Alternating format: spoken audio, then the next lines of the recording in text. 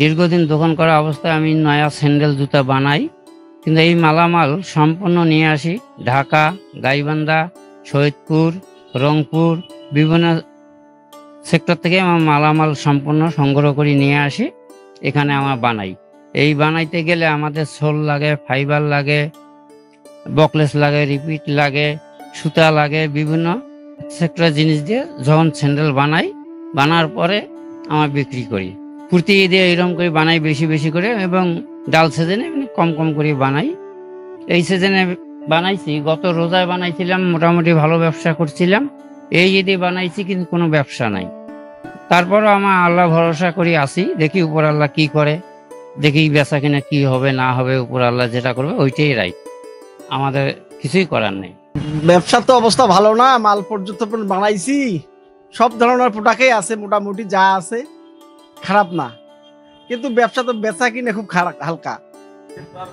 আরো ঈদের কিছুদিন আছে, কিন্তু কাস্টমার তো দেখি না, সামনে ঈদে তো মানে বহুত কেনাকাটা করছে, ঈদে তো কেনাকাটা করবে, ওই আশায় তো মনে করে মাল আমরা বানাইছি। হ্যাঁ, এগুলো সব নিজে হাতে বানাই আমরা, মাল আমরা বাইরের থেকে কিনে নিয়ে আসি, সব মনে করে ঢাকা থেকে কিনে আনি, রংপুর থেকে আনি, বিভিন্ন জায়গা থেকে ক্রয় করে নিয়ে আসি, মাল বানানো হয়।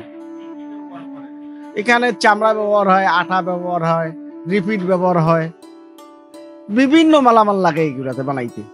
ছোল কিনতে হয় ঢাকা থেকে। হাতে বানানো মাল দেখে মানুষের চাহিদা বেশি, আর রেড মনে করছে সরাসরি দেখতেছে মানুষ, দেখে কাটা কাটি এটা ওটা মনে করেন বানানো হচ্ছে, দেখতেছে, দেখি পছন্দ করে নিয়ে যাচ্ছে। এবার কিন্তু সেটা হচ্ছে না। সামনে এখনো দিন আছে, আশা করতেছি যে আমাদের ব্যবসা হবে। ব্যবসার পরিস্থিতি তো রোজার ঈদে মোটামুটি একটু ভালোই ছিল, এই ঈদে এখনো পর্যন্ত কোনো কিছু বোঝা যাচ্ছে না যে এখনো পর্যন্ত কি হবে।